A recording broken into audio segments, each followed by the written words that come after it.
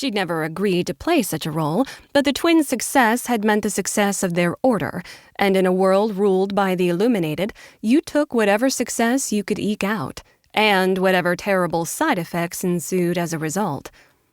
Harlow's disastrous love life being the talk of the town, and maybe even the country, was just one of those side effects. If she'd had her preference, she'd have spent her life in complete obscurity.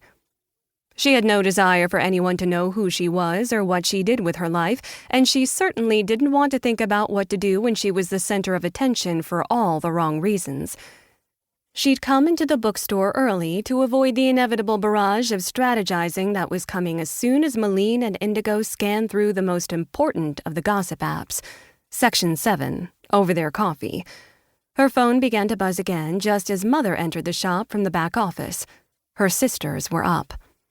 Aurelia Crane was looking at her own phone as she floated a tea tray above her other hand, effortlessly using magic to keep it steady and aloft. "Your sisters are quite worried about you, the twins particularly so." Harlow sighed from atop the brass ladder, slipping her phone back into her pocket and the last of the books she'd been shelving into place, and stepped down. Aurelia looked up as she guided the tea tray down onto the glass coffee table at the center of the shop's main floor showroom. This was the heart of the Monas, the place where Harlow and her 4 sisters grew up, the magic they would inherit, a world of esoteric knowledge, a legacy of books. The 2 green velvet Chesterfields that flanked the brass-rimmed glass coffee table hosted a variety of jewel-toned cushions. Harlow pulled one down to sit on, onto the plush antique rug that bridged the 2 couches.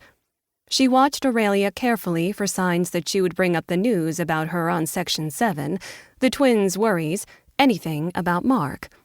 Instead, Aurelia was suspiciously placid, her bobbed silver hair shining in the weak springtime sunlight. "A rare sunny day in Nuva Troi," Aurelia commented, setting her phone down. "It's going to rain at 10, Harlow muttered as she poured the tea. Aurelia never beat around the bush unless she was uncomfortable. "Just say what you have to say, Mother." Aurelia smiled, serene and wise as always. "I am sorry about Mark, my darling. Are you holding up all right?" Harlow sighed, taking a long sip of the Duke and Duchess tea her mother had brewed, the sharp scents of bergamot and lavender softening into rose and vanilla. It was perfect as always. She looked around the shop at the warm white bookcases that stretched to the full height of the 15-foot ceilings, the grand staircase that took customers upstairs to the 2nd and 3rd floors, the ceiling, painted in rich oils and gold leaf to represent the heavens and Okairo's twin moons. The Monas was her happy place, her true home, and she didn't want to talk about what happened with Mark here, especially not after nearly 3 years of turmoil her relationship with a human caused her family. It was the last of a long line of mistakes she'd been making for the past 7 years, and Harlow's soul was brittle and fatigued.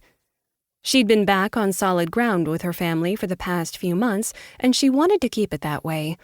This development with Mark threatened to put her back in a vulnerable spot, one she feared.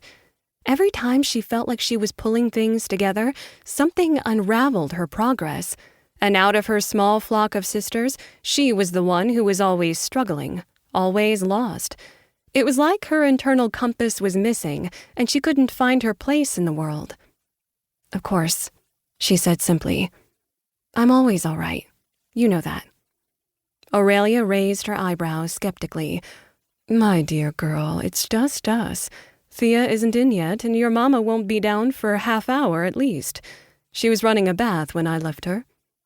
Harlow wrinkled her nose at Aurelia. Mention of morning baths meant her parents spent the wee hours making love, and it always made her want to scold Aurelia for telling. "Don't wrinkle your nose at me, little bunny. You should be happy your mother and I still make enough of a ruckus that the neighbors text to ask if we might keep things down. Your mother had an orgasm so powerful—" "Do not finish that sentence. Please, I beg you. I am happy you and Mama still have all the sex, but as someone who grew up listening to it, could you just not?" Aurelia rolled her eyes.